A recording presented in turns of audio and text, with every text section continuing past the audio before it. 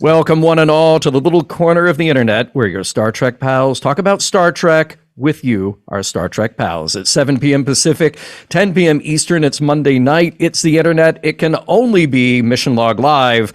I'm John Champion. And I'm Norman Lau. That sounded like Colin Jost. And I'm Norman Lau. There's a lot happening in Star Trek, as John, you alluded to. There's a lot happening at Roddenberry. And tonight, we're going to explore and demystify much of that with our very special guest, Roddenberry himself. I love that guy's work. So get your questions and comments ready. By the way, right before we went live, I shushed Rod. So I shushed my friend, my boss, the guy whose name is on the checks. I did that.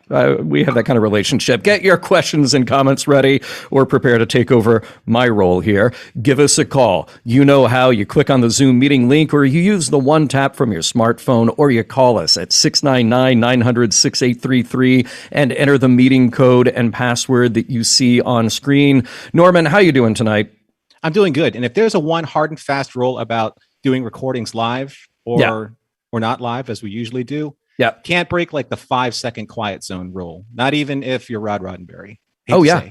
That will come out of his paycheck. So, hey, before we get into what is coming up on Mission Log, and tonight is going to be a big night. I mean, there's so much that's been happening that you and Earl and Rod and I have been talking about for weeks, and finally we get to let the cat out of the bag and share it with everybody. I am thrilled about all of that. We're going to have maybe some special surprise call-in guests tonight as well. Oh, you tease. I know. Get your questions ready. Get your comments ready. Rod's here. He will evade the ones that he needs to evade, and he will answer the ones that he can answer.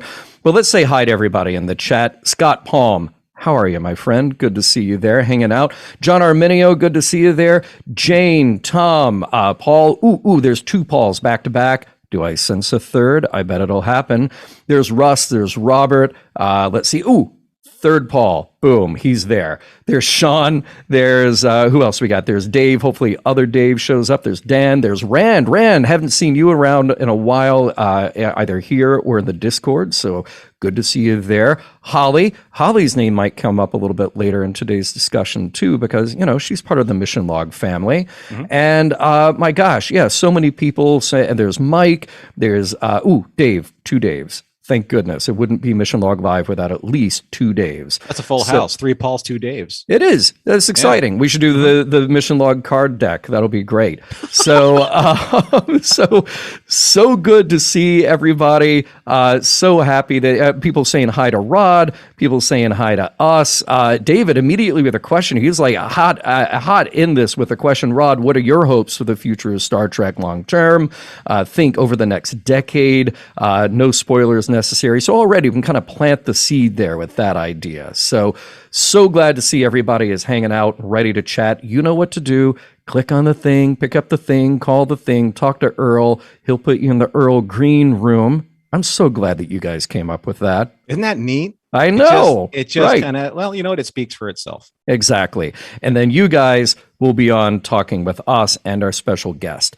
Before we introduce Rod, we do want to get into some of the news and what's coming up on Mission Log this week.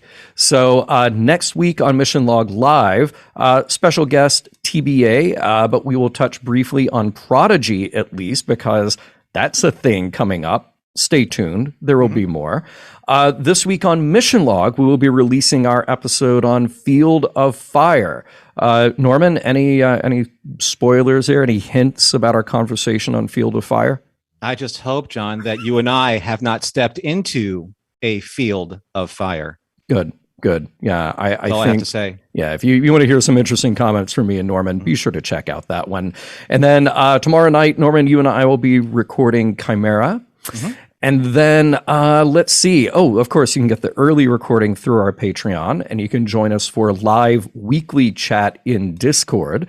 So if you are a Patreon member, you get to jump over to Discord. We have that live feedback show Thursday afternoons, and you get early access to episodes of Mission Log in their full, unexpurgated, unedited glory.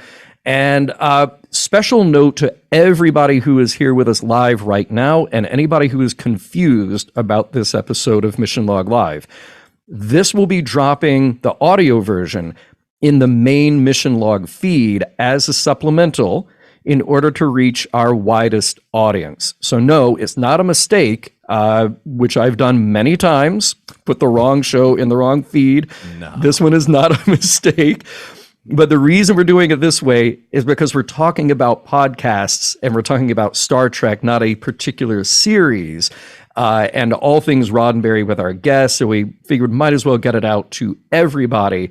So that's why you're hearing what you're hearing and seeing what you're seeing in maybe some different places this week. Norman, I say, we got callers standing by. We have our guests standing by. So why don't we go ahead and welcome our special guest into the show? Well, let's do it. Oh, by the way, before we get to our special guest, we have a special guest also in the chat, Jessica Linverde, also of our family. Yep. Has joined the chat. Yeah, so. Excellent. All right. Good to see Jessica. Good to see, and there's Carrie. And yeah, so many people. This is awesome. This is great. All right. So Rod, jump in here. How you doing tonight, sir? I'm doing good, guys. Thank you so much for having me. And thank you for, listen, when the red light goes on, I'm used to that red light and bell. And I've got a little loosey. I'm out of practice. So I thank you for shushing me. Are you, now wait a minute. I feel like you've done more press stuff in the last year or two. I mean, correct me if I'm wrong. Maybe you have. Maybe it's just like the normal stuff. But do you feel more comfortable now doing, like live or on stage press stuff? Everybody at Star Trek Day at the Skirball was like, "Wow, Rod's great tonight." Not that you haven't been great before, but I'd say with my father's 100th, I mean, there was a lot of celebrations. There's I've only done 2 press junkets where you spend a day and you're literally, I mean, this was on camera on Zoom, and you just have press outlet after press outlet after press outlet, and anywhere between 5 and 15-minute interviews each one. And so I got a bit of that this year, and it was good. But it was a busy year, but on some level, it was nothing out of the unusual. I don't get that much, so I had a big surge, and then it died down again. Okay, all right. So you're in chill mode now. Absolutely, more so. Okay, good to know. I even forgot how to do podcasts. You completely. Well, okay, let's talk about podcasts a little bit, because that is going to be the main thing that we're talking about tonight. And look, we're going to get to Star Trek questions. We're going to get to other stuff as well, but Roddenberry podcasts overall has grown a little bit. And in the last year, we've introduced some new shows like Quoting Gene Roddenberry. Obviously, the live show was, for us, back after a little hiatus, so we could talk about all the new Trek like Lower Decks, Season 2. There's a lot going on in podcasts. Do you, first of all, are you able to listen to everything? Because I can't keep up with everything. I've honestly, I for about a year and a half now, or maybe longer, I've been behind on Deep Space Nine.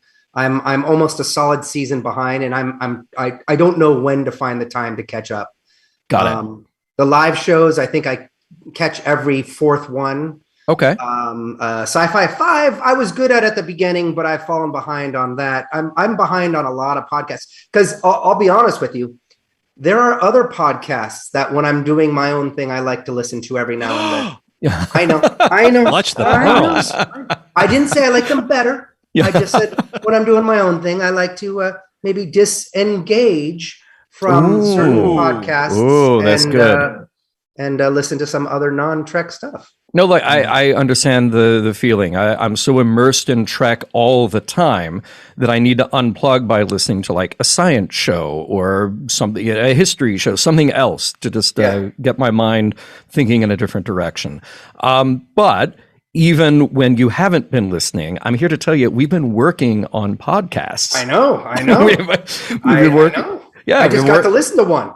Oh, you did. Okay, so we're going to change the order. Well, no, that is first in our list here.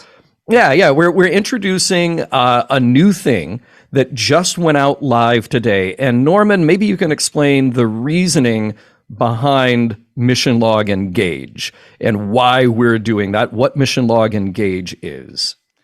Well, John, you and I have been talking about how can we best read the comments on the pro side and on the negative side. From the emails and on social media and comments in Facebook, and allow the listeners and the audience and people that follow Mission Log a little bit more insights into the kind of feedback that we get because I think that in many ways, some of the emails or some of the comments that are crafted they're done so with such eloquence, actually, for lack of a better word. They're done in a way where it sparks more conversation than just being critical or just being complimentary. And we're going to release one every day, Monday through Friday, or we might do some on the weekends.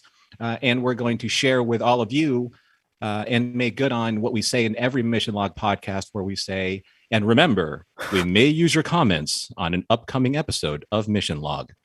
Perfect. So we're going to make good on that. Yeah, I'm so happy you guys are doing this because you have been saying that for years. Yeah. And while you've done it every now and then, yeah. I know you get so many more comments than that. And as you just said, the few that I've read, and I know it's just a few that I've read, are as you just said, Norm, so eloquent, so wonderfully put, so much time and effort and thought went into it. And sometimes it's a pure geek angle, and sometimes it's to really challenge you guys on an issue that you brought up in a thought-provoking sort of way. And those, I think, deserve attention. And you guys only have so much time, I know, but I think it's awesome that you're doing this. Thank you. Well, and somebody actually just, Dave Taylor in the chat here says, for how long? Well, we're going to record a lot at a time, so we can dole those out weekdays. Right now, I'm just saying noon Pacific, short chunks, 5 to 10 minutes, where sometimes it'll be one of us individually, sometimes it'll be both of us together. And the whole idea is that those emails, those comments that come in, I feel like... Let me backtrack a little bit here. I feel like I do a pretty good job of presenting an image to the public of being kind of calm, cool, and collected and diplomatic. Norman, however, knows that when we get messages that come in, particularly if they're negative or whatever, I will get very reactionary, and he will stop me from writing something horrible to that person online. So this is a nice way to be able to collect our thoughts and to be able to be personal about a reply instead of sending the mean tweet, sending the reactionary, horrible, curse-laden reaction on Facebook that I would normally do. It's not that bad, John. At least last night's wasn't. No, and no one's allowed to audit our phones. So yeah, okay, there you go. Are private, but the thing is, I think that people have a voice out there. John, you say it so many times on the air, on Mission Log. When we create and we record a podcast, much like any other piece of like intellectual property, when it's out in the public space, it becomes public consumption, and everyone has a right at it. So we just have to be able to accept that there's going to be taking into different considerations. That's all. Yeah.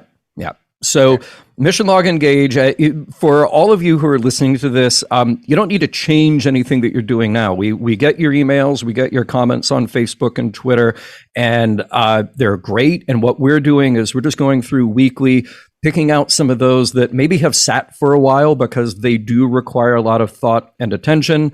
And we'll put together a group of those we can record in a batch. And then, as you said, there will be positive and negative. What happens when someone says, hey, I really don't like Mission Log, and these are the reasons why? Are you going to actually talk about those?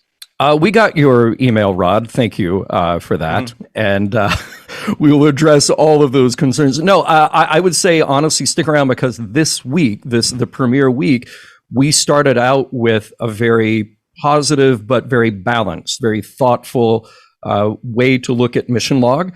And we follow it up in pretty short order with some pretty harsh criticism. So, yeah. But fair. But fair. Absolutely. Yeah. Mm-hmm. The ones that I have no interest in engaging with, I'm just going to use that word again. We talk about the drive-by, the ones that just sort of pop up and say you suck and then go away. That's not helpful. And so the trick is, what they're saying is that you can say you suck, but it's got to be followed with a because. And then yes. There you go. Totally good with that. You gotta, you can't bury the lead. You got to go with what you know. But yeah, you have to have something to be able to at least have a conversation about. Exactly. It's right. And the way I was describing it to John was, if John and I were in Las Vegas and we were having a drink, at the iBar at Masquerade, and we were having a conversation about an episode, then someone kind of like inserts themselves, listening from a distance. and then just said, you know what, I really disagree with what you said, we would turn around and say, okay, please sit down, tell us more. That's what this show's about. We want you to be able to feel like that you've been able to sit down with your comments to tell us more so that we can have a discussion about it, as opposed to, hey, you guys suck. And then we'll like walk away. Right. Like, hey, wait. You forgot to pay my bill. Right. So that kind of, we don't want to engage that audience. We want to engage audiences that have taken the time to respect the time that we spent on the show with the time that they spent on the response. By the way, Rand dropping in saying in the chat, I need to see Profanity John. It would be like the day I saw Bob Saget stand up. You are not wrong, Rand. So maybe one day, private show, Vegas, no cameras. That's a different Patreon tier. It is. Yeah. Hey, look, I am going to change up the order here. I had this originally set up the way I did for a reason, but we have two callers standing by, two guests who are ready to chat with us. And I don't want to waste any more time. I want to get right to them. And I want to intro it by saying, Rod, you had an idea a long time ago, thinking that Mission Log isn't just a couple of people. It isn't just Star Trek. Mission Log is a format. And for some reason, like that format really speaks to you. And it's about the exploration of ideas and morals, meanings, messages. And you always felt like that could apply in other places. Is that? I mean, when I was trying to replace you? Well, all those times, yes. No. but other than that too. No. I mean, listen. What you guys have done in with the format, and I'll just use the word format for Mission Log, is solid. You guys put in so much time and effort, and I know the audience has heard how much time and effort over and over and over. But it is an intensive show in terms of what you do. But it's for a reason. It is a top-notch quality show. And this is, by the way, this is my taste and my standard. I do not like two heads talking without a direction. There's a lot of shows, and people out there like that. People like when they come in and say, hey, what'd you do this weekend? And they spend a half hour talking about what happened the weekend before the show even starts. And it ends up being a 3-hour-long show. Not my thing. I like a nice, strong format where you know what's coming. And anyhow, what you guys have put together is sensational. And it should really work with things outside of Star Trek.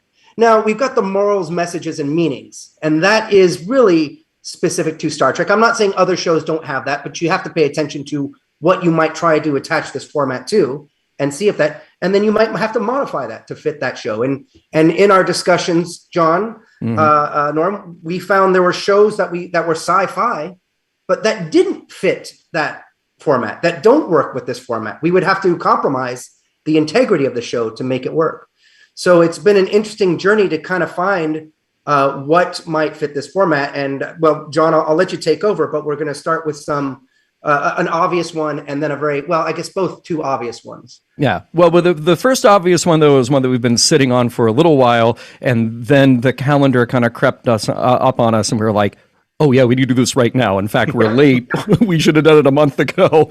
But we are happy to announce that next thing out of the gate will be Mission Log, the Orville, which is something that a lot of our listeners have been asking about. In fact, we got an email 5 days ago, maybe a little more than a week ago, saying, hey, you guys should do the Orville. Well, guess what? Yeah. We are. And I would love to actually, Norman, why don't you introduce the hosts of Mission Log, the Orville, because it ain't us. That's right, John, and welcome to the podcasting rotation for Mission Log, the Orville, and I'd like to introduce them to all of you here for the very first time, live here on Mission Log Live. We have Mike Richards and Jessica Lynn Verity. Welcome. I am so honored. Thank you. I'm so honored to receive this award on behalf of my partner. Thank you so much. I'm really working hard for this moment in my career, so thank you. Happy Arbor Day. Yeah. So great to have you guys. Thank you Rod, so much, Rod. So absolutely. I didn't get the pleasure of meeting Mike at Star Trek's STLV, but I am already in love. He's the nicest, you guys. And Stay I away think from that's my a mic. testament to the Mission Log community in general. And you guys know so many cool people. And Jessica's so much fun. I mean, the people who are, involved in Mission Log and involved in the Roddenberry Podcast Network, I've been chatting with them for 6 months or maybe the better part of a year. I've lost track on Discord, but met people in real life for the first time. Rod spilt a drink on you at the Masquerade Bar. I'm sure I spilled one right back. Okay. And just love the people and the format. I really, really believe in. Got to be respectful of people's times. And get right to the point. But the Orville is so much fun, and it's kind of a direct spirit animal of Star Trek. I mean, Seth MacFarlane has been just such a big fan of the show for his entire life. I mean, I came across a fanfic that he made, a fan film that he made, that's on YouTube right now. That's awesome. And to enlist Brannon, who was started off as an intern and then moved up to producer and showrunner, and you got these two folks that took that and just kind of mashed it together to create just an awesome way to tell stories on a very big picture level, because that's what sci-fi does best. When sci-fi is done well, you look at human issues from a global perspective, and you can do it with that mixture of maybe westerns like Wagon Train to the Stars, or you can do it with adult comedy like adult animation with like Lower Decks, or you can do it with satire and comedy like this. And I think it's such a wonderful format. And thank you so much for entrusting us to do that. It's a privilege, and I'm humbled. Look, I'm glad it's the two of you. Jessica can't legally work in the same room as me, so this is we're fortunate to have you, Mike, to really take over that lead on this show. I appreciate that. Well, I have a restraining order against her already, but it's okay. Luckily, we're about 1,700 miles apart. Yeah, you took my advice. That's good. Yeah, I made sure plan's working. Yeah, I made sure to ruin his personal space early on so that he had enough stuff to put a restraining order. Sure, you have to have enough evidence to back it. Yeah, absolutely. This is my mirror universe strategy. I get rid of you, then I get rid of Mike, and now Jessica and I can work. Norman, I can't flip and wait. Like, if you don't think I have an ulterior motive, since I was doing the stage show at STLV, I was like, I've got bigger plans for this company. So you're telling me I'm just the starter co-host? Okay, I can work with that. Everyone I work with gets so jealous. I don't understand. It's a reflection on me, I think. That whole time, all 5 days in Vegas, we'd finish the morning show, we'd come off, and you're like, that was so great. Imagine how good it would be with Norman. Or imagine how great it would be if you weren't here. Yeah. Right. Either way, the usual or an empty feedback. chair. That's right. Imagine if I was alone, it would have been so much better. John, this is working out just the way I planned. Bringing in or planning your demise for me. Yes. The worst is when you have to train the person that you know is going to replace you. There you go. That's how it feels. Then we all move up in the rank. Right. This is very good. Hold that thought real quick. Just please. David in the chat is saying we've been waiting a long time for that show to come back, so I'm looking forward to it. Meaning the Orville, which will come back for season 3 in March, and then let's see, Carlos. We've got to do something with season 1 and 2 pretty quick. Yes, yeah. There is at least one 2-parter. We'll save a week there, and then we'll leave it up to our fabulously talented team to kind of squeeze in those extras when they can. So, Jessica, Mike, talk really fast. I can. I've had every time I've done acting training, it's not how to get better at acting. It's shut the front door, slow down, and take a breath. So that I can. We can get it done. I think we got that demo together in just a couple of days. John, contacted me. I think it was on a Tuesday, and by Friday we had a demo ready to go. Yeah, you guys move quick. And now we've got now that we got the green light, we'll start rolling with this with every intention to get caught up by the March 10th, 2022 premiere of season 3. I have a confession to make, though. Confess. So in the first episode, I copped to, very honestly, that I have never seen. I saw only the first episode of The Orville. So I was going to watch it one by one as we, it was just one of those shows that it was great. But then I couldn't flip and stop myself, and I watched all of the seasons. Nice. Because it's so good. I love it. I can see how people are like, oh, it's Seth MacFarlane. Here's what I hope for with our podcast. We'll appreciate what the show does. We'll appreciate people that love Star Trek and then made their own show. I don't really want to cater to an audience that's like, it's the best Star Trek show and screw all the other ones. I want us to like appreciate it for the show that it is, and also let the artists express themselves in the way that they want to express themselves too. Because if you don't like a satire show, it's not for you, and that's okay. If you don't like at Lower Decks, it's not for you, and that's okay. Just let other people enjoy what they like to do. But absolutely, Jessica, let it stand on its own merits, and the format's going to work so great for it. Because what do we do with Star Trek, right? With Mission Log, it's intro, trivia, recap, and then it's about 10 or 15 minutes just to having fun with the episode that, aren't all comedy episodes. They didn't always start off trying to be funny, but usually we can find a way to have fun with it anyway. This show has that built right in with the Orville, and then it still has those heady big concepts that we can talk about. So I think it's just, brilliant for Rod for bringing this to the forefront to attach the Mission Log name to. I think it's going to work out wonderfully. Well, it's certainly a love letter to the fans, and I am a huge fan of Orville. And Seth MacFarlane's and the entire team, they're geniuses in terms of doing this. I had a little issue with the comedic side to it because I thought that the social commentary, the story, the sci-fi was so strong. It almost, for me initially, first season, would knock me out of the thought-provoking side of it. And it was almost two things fighting for my attention. But anyhow, that's more for you guys to discuss. I still loved it.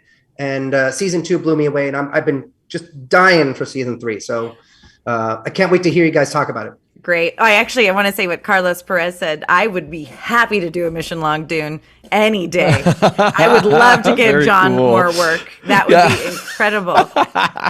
Sky's the limit with some of this stuff. It's interesting to think about what we can do. Well, and Dune, though, does have it's more a cautionary tale than it is like, how do we love each other? How do we work together through like hard things? Dune is good, but it's not like, hey, be the Messiah. This is good. Well, not to let the cat out of the bag, but John and I, we talked about a number of shows, and John, we even talked about Mandalorian, and that was one of the ones that we felt really didn't work for what we wanted to do. And not to get into details, but it is interesting what does and doesn't work, and I'm sure that's our opinion. Totally. But it's one of the first ones we were going to do is we went straight to Mandalorian. Yeah. And after talking about it for about a day and a half, we sort of came up with reasons why at least it wouldn't be the first one to start off with and may not fit the format very well. Yeah, but at the very least, there's a lot of other science fiction on that list, old and new, that we felt like would be a good fit. So for everybody who is interested and excited by this news, there will be a dedicated Mission Log Orville feed. So you can look that up soon. We'll have that ready to go. So Apple Podcasts, wherever you get your podcasts, or more importantly, podcast.roddenberry.com. And then we'll start to share that out from Roddenberry's social media and Mission Log's social media specifically. So it will all be available to you. And then that will lead us to some other stuff we're about to announce as well. But I'd like to bring in one of our callers who's been waiting patiently, and he is a friend of all of ours. He is the Vice Admiral. Welcome to the show. How are you doing tonight? I am great, John. How are you? I'm doing excellent. And by the way, friend of the show, but also contributor very heavily in Sci-Fi 5. So always glad to have you as part of the family here as well. What's on your mind tonight? That. Well, good to see you, Norm. I didn't get on any of your episodes this season on well, that's a problem, Vice Admiral. That's, I know.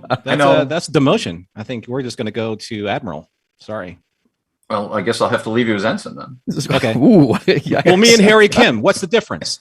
Right? Well, I made him an admiral, so damn it. And Fleet Admiral, it is very good to see you. It has been a very long time since you and I have sat at the same table and had drinks. It is good to see you, Commodore. Yes, drinks would be in order at some point, hopefully in the future when, we know when, we just don't know when that is.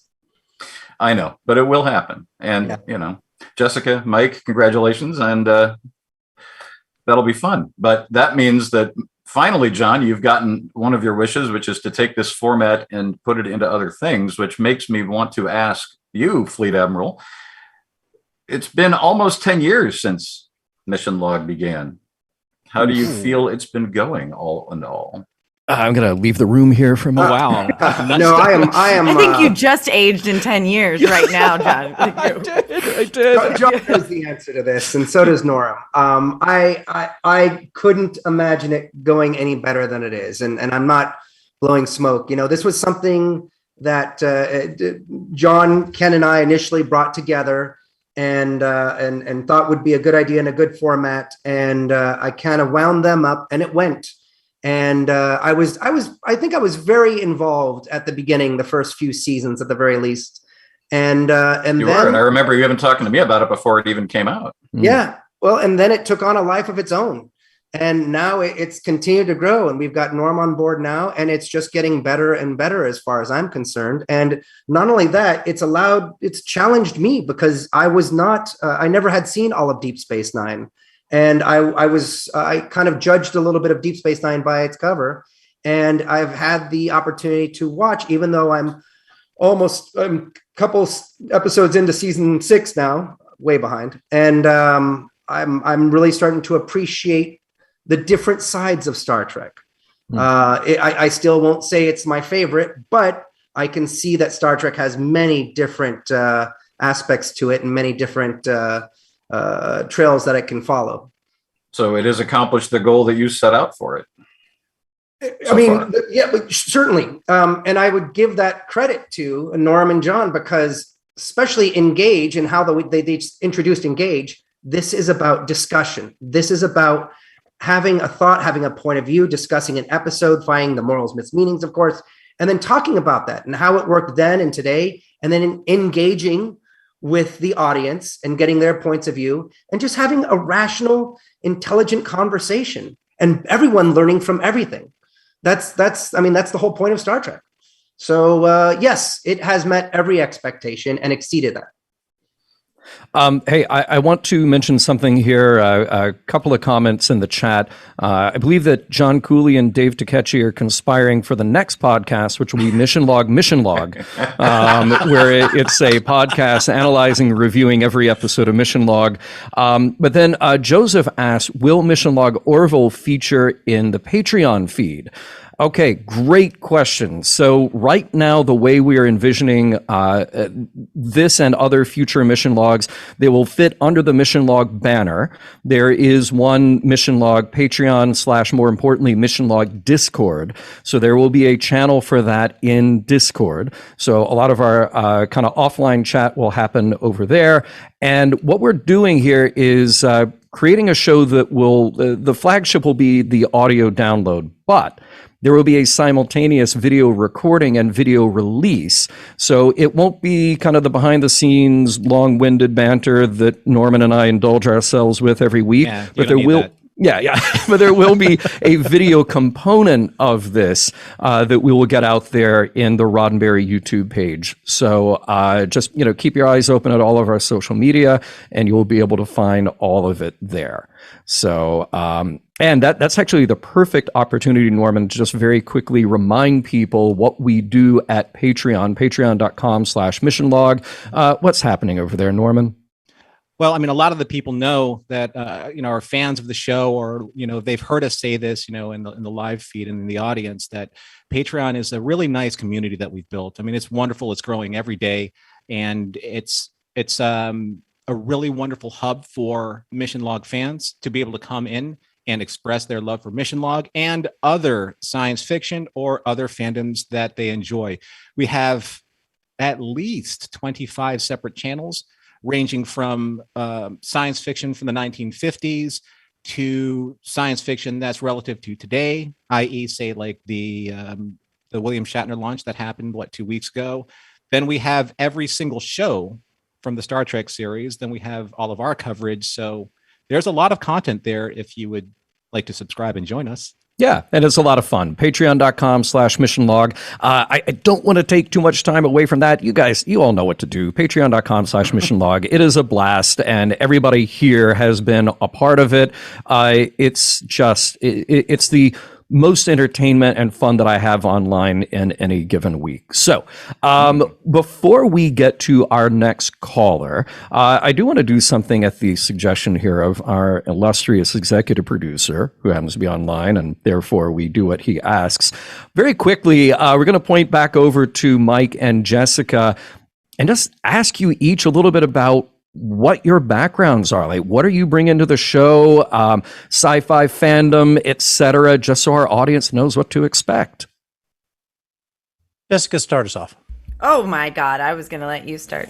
I know who the star is. My ego's not going to be, I'm going to float out of here in a second. So I think some of you know that I've watched Star Trek, the original series, since I was a young kid.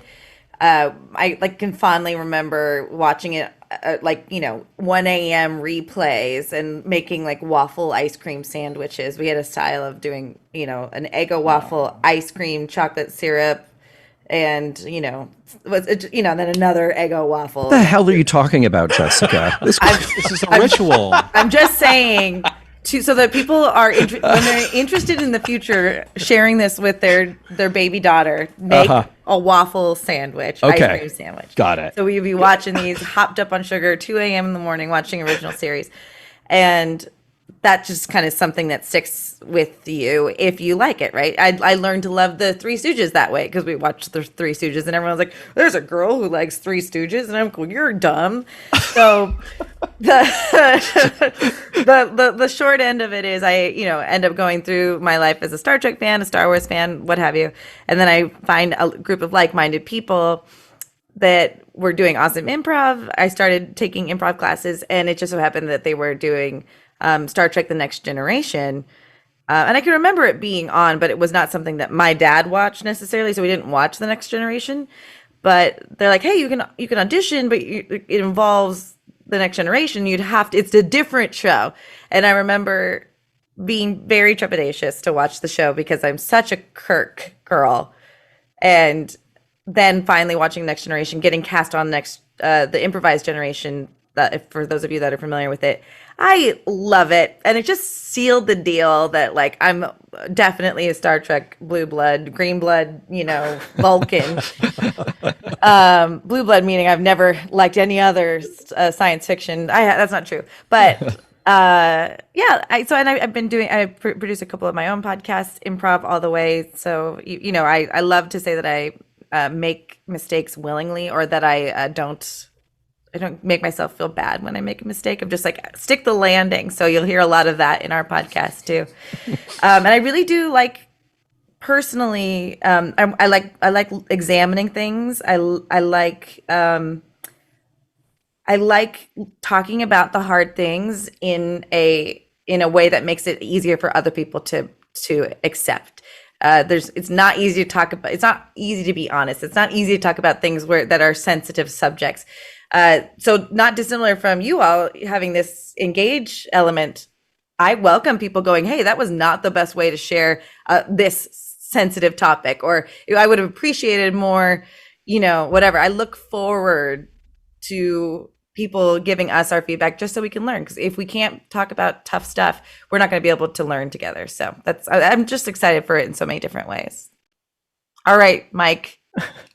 All right. Well, much like you, lifelong Star Trek fan. Just started off as a little kid, cross-legged in front of the TV with my older brother explaining to me, the science behind Star Trek, and I think that just really, really rooted in me a sense of morality and problem solving and consideration of other people's opinions that I carry with me to this day. My education and my work history includes things like leadership and decision making and risk management, and I tend to look at those things when I watch the shows, and you'll probably hear me comment on a lot of that. Plus, I love connecting different thoughts and different ideas together around kind of a common theme, and I can sort of try to bring a thought home from maybe some disparate cues that we see in the show. And I love talking about that. And I love hearing the differing opinions. Rod, like, one of the 100 quotes of Gene Roddenberry, your opinion's different from mine. That's great. Let's sit down and talk about it. And I love those kind of conversations because I know I'm going to learn something, and I feel like this format, working with Jessica, I can be vulnerable and say, hey, you have different life experiences than I do. I see three things through my lens. So let's talk about this so I can hear a different point of view on these things. And we can really, really suss out the meanings, the morals, the messages, and what we can all learn from this and how we can be better humans. And to me, that's what Star Trek's all about. And I think we're going to look at those things and find a lot of it in the Orville and have a lot of fun. And as I ramble on, there's never been a microphone that I've seen that I don't like. So I think that all kind of in John's and your eyes made me qualified to give this a shot. And thank you. Well, hey, look, I've been a fan of Jessica's for a while, and Mike, I'm certainly a fan of yours. The episode that you did with Amy Nelson about Star Trek: The Motion Picture, I was like, yes, clearly this is the guy to talk about Star Trek themes. Jumping back into the chat here really quickly. By the way, Dave Takechi, Jessica, I want to give you a shout out for your Twitch feed, Jessica Nerdy. Is that right? Yes, that's right. So okay. I was streaming up until this, and then I had my chat jump over. We re-rated you guys, and so my chat's hanging out on the Twitch side of things. So yeah, Jessica excellent. Nerdy. So people should check that out. And also there's a great question here. Carlos says, now that Orville is going to Hulu, will the podcast be uncensored? No. Okay. Yeah, it can't. and here's why. First of all, I take great pleasure in... Ron's shaking his head like... Don't get me started on what I'd like it to be. There you go. Rules we've got to play with. There you go. Yeah. If you listen to the interview that we did with Mike McMahon, I never want to bring in a guest and tell them what they can't do. And I take great pleasure in dropping in Star Trek sound effects to hide the swears.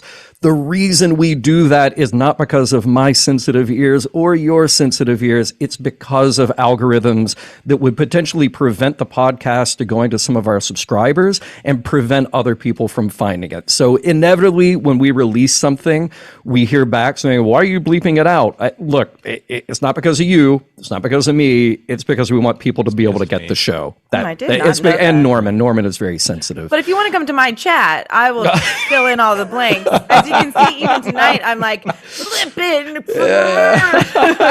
I welcome the exercise, really, for my brain. Nice. Hey guys, thank you so much. Hey, before you dash, I just want to go back to the Phi Survivor here for a second. Any parting shots? Any last thoughts before we say goodnight to you, sir? Oh, I'm just looking forward to the new stuff. And as always, I think you've chosen wisely. So, and Rod, good to see you again. And again, you've chosen wisely as always as well. So, well, thank you, Commodore. And please send us your suggestions in terms of what show we should do next. I will happily do some more of that. Absolutely. Yeah. You guys all have a wonderful night. And thanks for having me. Thanks, man. Take care, sir. See you soon. Thank you. And let's see here, live now in the show, Paul, one of our Paul Fecta, joining us. How you doing tonight, sir? Greetings, John. Live long and prosper. Congratulations to Jessica and Mike. I really hope that the unedited feed is available of this, because having witnessed Jessica and John on stage and in the bar, I think it's priceless and probably worth some money just to hear those two. Well, to watch Mike's reaction to Jessica live would be absolutely priceless. So looking forward to this and hoping and wishing you the best of luck. And Rod, great choice. Thank you very much. Some luck, I think. It's a distillation process. Norman has shown us how Discord works. John has always been a champion to start with. Hey. Thank you for that. And Rod, I want to thank you for the Roddenberry stage at Vegas. By far and away, the morning show was the best thing that's happened to that convention in a long time. And as you sit and watch that stage over the course of a day, just the interesting topics and that kind of thing. And I wonder, are you going to I saw that you went to YumaCon. There's a couple other smaller cons out there in the world that are very Trek centric. There's one in Denver and one in Baltimore and a few others. But is there any expansion and in your future on that? The real live show with your fabulous hosts is definitely something that's must be seen in person. Let me quickly just say, first of all, I can only take credit for saying, sure, that's a great idea, go for it. And then the talents in this virtual room are the ones who make it happen. And the ones, there's plenty who are not in this room who make it happen. Right. Trevor and Claire. Secondly, it's really the associated costs. We're no longer a merchandising company and we're a content company now. And in order to get out to these conventions and bring people out there and have people on stage, everything, listen, I hate to sound like everyone else in the world, everything costs money. And you really don't make money back at those things if you're not selling something. So the short answer is currently there is no plan to go to any of these smaller shows because it's a loss for us. And I'm sorry to make it about money, but sure, we could do a few, but we just wouldn't be able to keep doing them because, well, again, the loss. Secondly, you mentioned the idea of live shows, and I'm not going to throw anyone under the bus, but we have thrown around the idea of some sort of Mission Log in-person live show at certain locations because there are podcasts and shows that do that, and we're working on something. We don't know what it'll be. It'll probably be Los Angeles based, but of course it may travel. If there is a convention and we have the talents available, it could happen. But John and I have been talking about it. Norm knows about it. Well, I think Norm knows about it. Mm-hmm. So it's a great idea. We're looking into it. Hopefully something will happen relatively soon.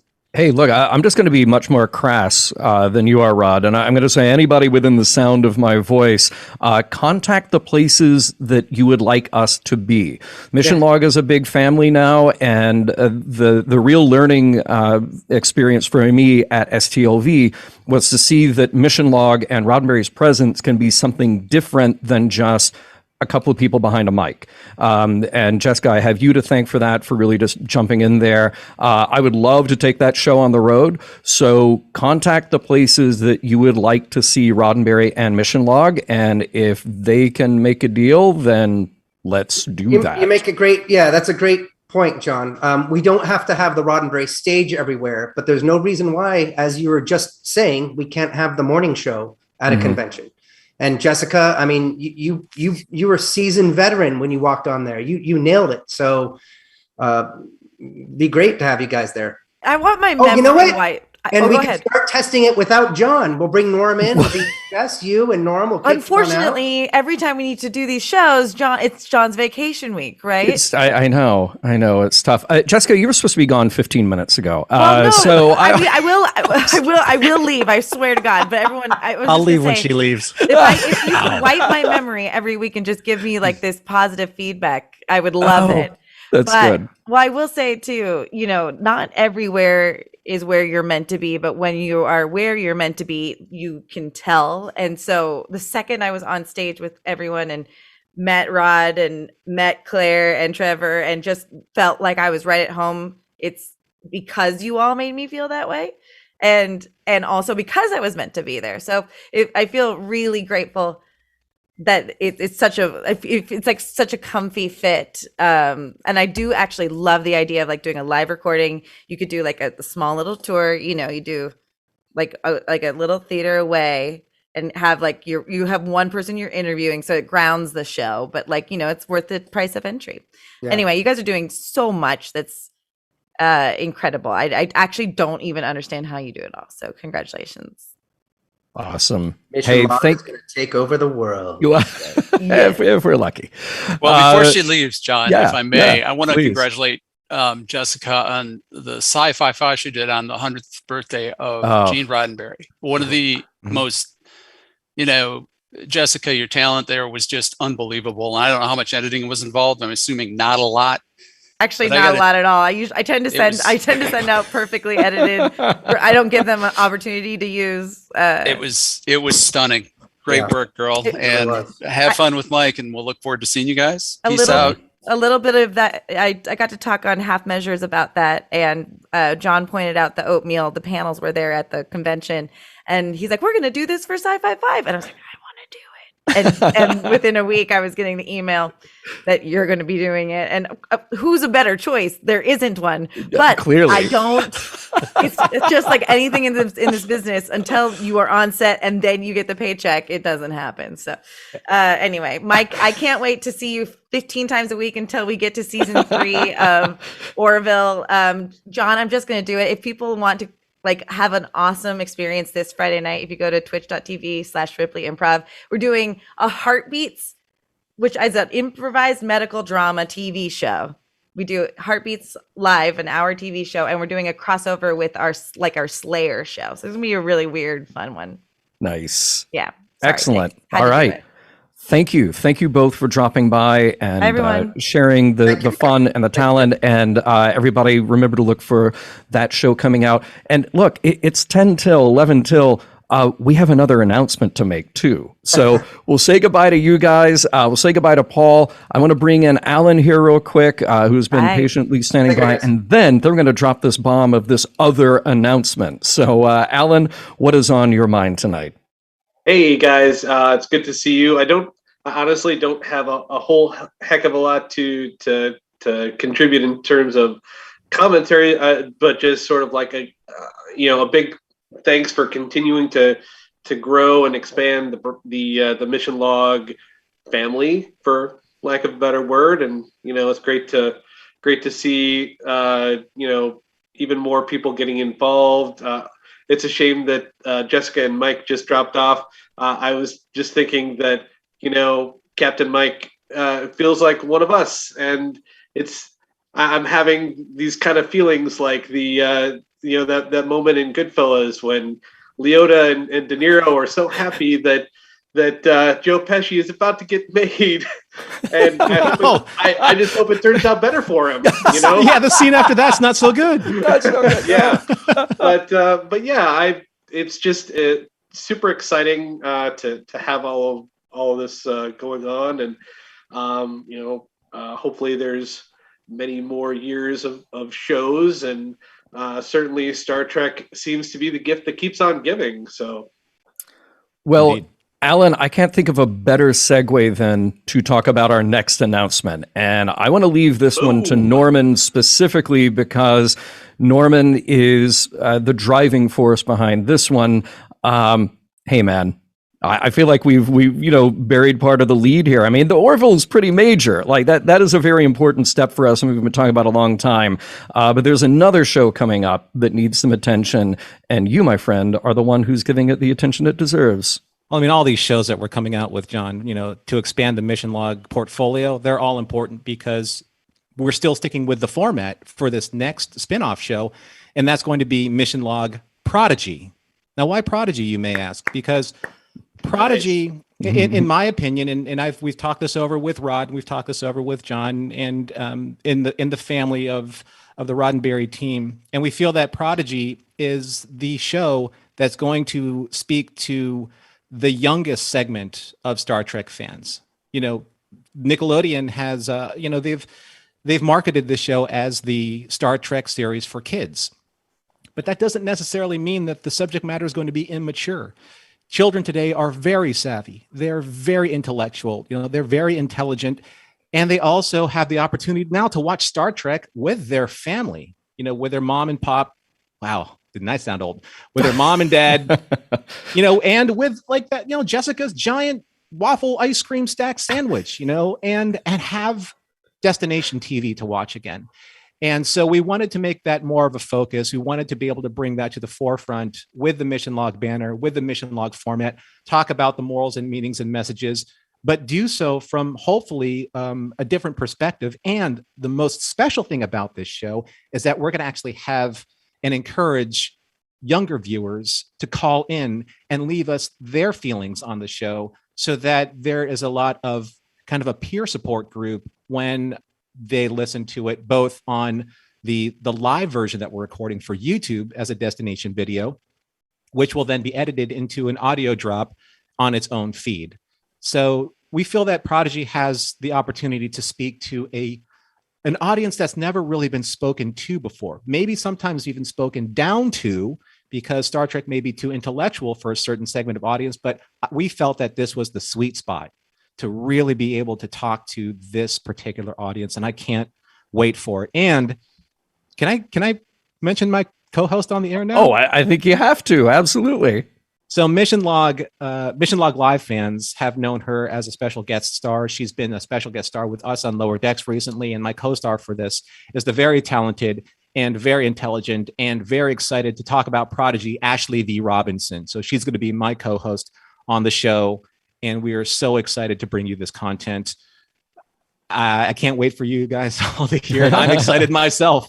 And I'm really excited too, because this is one of those ones where we had to discuss, does this fit the format, and how does it fit the format? Because while it is Star Trek, and while there will be morals, myths, and meanings, our audience is different. And is there a way to tone, I don't want to say tone down, is there a different tone to the show? Is there a different way to say these messages? So it's definitely, I think, a little bit of a challenge, and then maybe at the same time, maybe not one at all. I'm actually kind of curious what your thoughts, Norm, on that are. What's your approach to this? Same as regular Mission Log, or we've got to look at it slightly differently?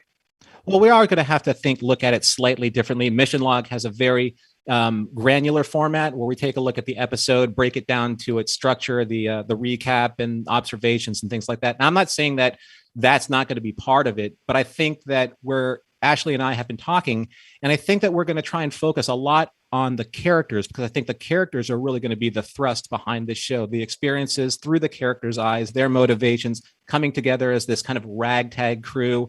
Obviously, we're going to have Captain Janeway in there to be their guide, but I think it's really about the growth and the camaraderie and coming together as a family, and how that can still happen in the Star Trek universe without having to go to the Academy as a facilitator for that.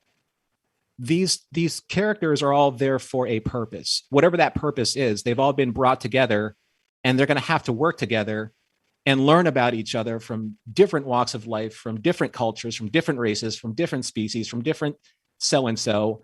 And how do you move forward with all of those differences? How does that come together?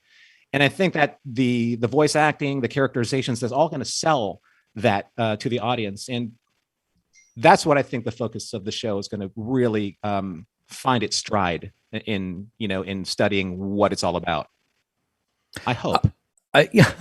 As you were talking, Norman, some really good questions and comments came up in the chat here. And Dave, I know you're standing by to chat with us here, so we'll get to you in just a moment. But Carlos asked, what about Mission Log Discovery? Okay, travel with me back a few years when Star Trek Discovery was the only new Star Trek that we knew about, and in a limited run, and we weren't really sure what all those other spinoffs and sequels would be. And we created Mission Log Live specifically to handle that show in real time. It takes a long time to produce Mission Log, but we figured with a live show, we could rely on your feedback to help guide our discussion. And that's why this show exists. Well, fast forward to late 2021, Star Trek Prodigy and the next season of Discovery will overlap.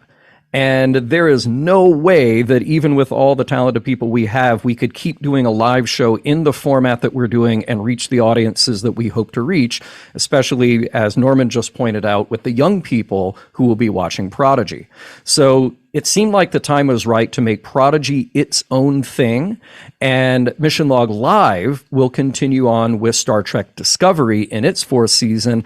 And I'm happy to say that our returning champion, no pun intended, because I'll still be there, will be the person who has been the guest star co-host for Discovery, and that is Holly Amos, bringing her Trek cred to Mission Log. So thank you to Holly for being able to be there for Discovery for all these many seasons, and hopefully many more to go. And then that will lead us to whatever is next. I mean, we're expecting a third season of Lower Decks. There's a second season of Picard underway. There's Strange New Worlds. So depending on what the release schedule is like, depending on if things overlap, those will still be Mission Log Live. Prodigy is special, though. So we wanted to get that out in its own feed. And Norman, something you mentioned that I want to talk about how it will work. You mentioned that we're relying on feedback from young people who are watching the show. We happen to be talking to somebody tonight who is an executive producer who has a young person in his life. What we're going to do, you and Ashley will be hammering out your notes, recording the bulk of the show, and then those episodes of Prodigy will drop on Thursdays. What we want is for those of you who have kids who are watching Prodigy to record a voice memo that you can send to us, missionlog-prodigy at roddenberry.com. And we'll have all of this out on our social media too. So don't worry if you don't hear it all right now. 4 simple questions. What is your name and how old are you? Did you like the episode? What was your favorite part? And what did you learn? And then we'll take the best of those responses, and that will become a part of the show. So we really want to hear what kids have to say, the intended audience for Prodigy, and that'll get worked into every episode.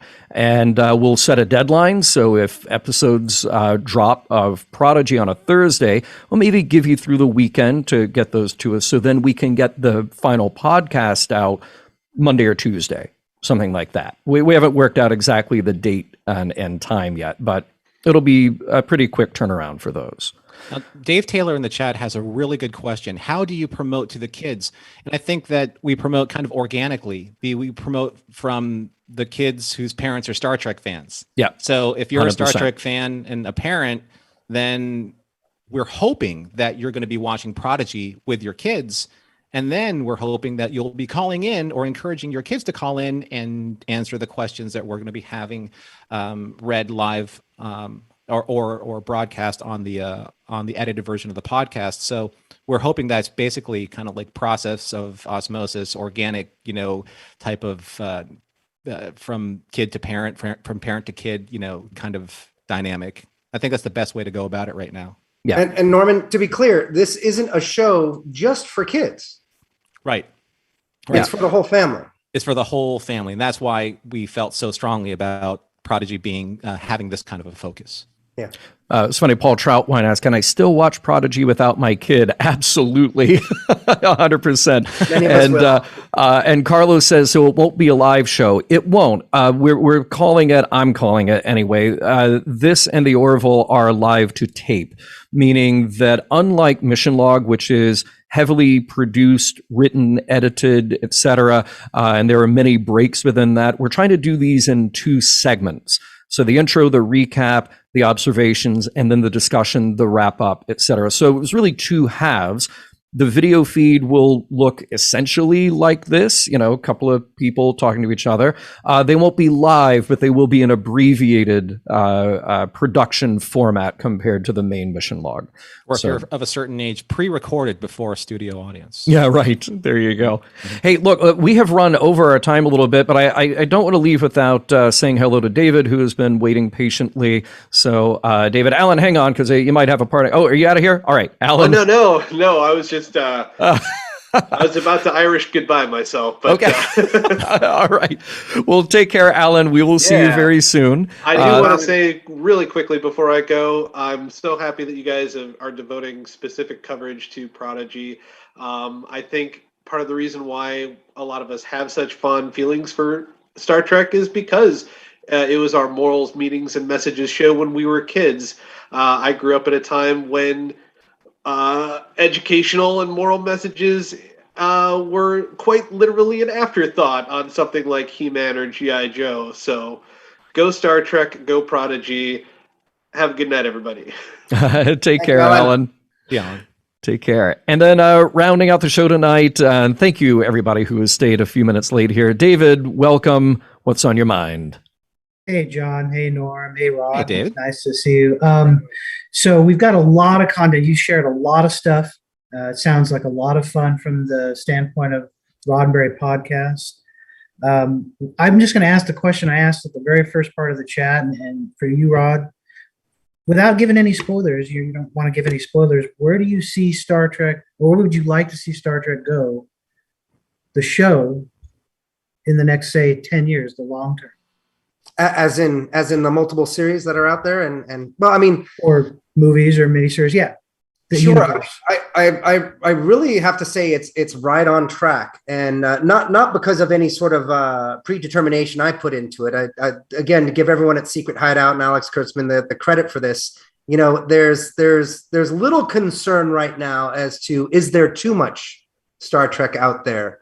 And granted, I don't think we would say there's too much, but how many more before it's too much? And so right now they're walking that thread. And if you asked me, or if you talked to me 5 years ago and said, hey, we're going to do an animated comedy Star Trek, we're going to do a kids Star Trek, we're going to do a darker Star Trek, we're going to do a more traditional, if you had said all those to me, I might have said, that's crazy, that's too much, you can't do it. But I know everyone says this, and I'm sure it wasn't just Marvel, but I mean, Star Trek has the Marvelized universe already set. I mean, it's got a universe, and there are countless stories out there already with whatever characters you want to include. So I want them to keep going the way they are. My wrestle and my moment of where I'm learning, where my understanding of Star Trek is expanding, growing, stretching, being challenged, is what is and isn't Star Trek. It's easy to say, well, pretty much anything with Starfleet is Star Trek. And we all have our differing opinions as to what is and isn't Star Trek. But it's for me getting comfortable with an animated comedy show that is Star Trek. And to be honest, I think they nailed it. I think it truly is. I know Prodigy is going to be, and I know Strange New World is. Picard, they did a great job, but that was giving us our warm, comfortable, home-cooked meal again. Season 2 is going to take us hopefully a little bit out of that and stand on its own, is what I'm hoping. And with season 3 of Discovery, they've shown me that they can find their footing in what I like to call, the Roddenberry Star Trek. I really found that season to bring it home and really represent the ideals of what Starfleet is and the ideas behind Star Trek. And I think once again in season 4, they're going to nail that as well. So if they keep doing what they're doing and keep pushing the envelope where they have been and keep challenging what I might think is Star Trek, that's what I want them to keep doing. That's what I want to, and there may be some that don't work, some that don't work for me, some that don't work for you, but that's fine. That's the point. They're expanding Star Trek, and I love that. That's such a perfect answer and a perfect way to end our show tonight. Rod, thank you so much. Dave, thank you for rounding things out with that great question. Norman, thank you. Behind the scenes, Earl, thank you, who has been working tirelessly on video treatments and editing and audio engineering.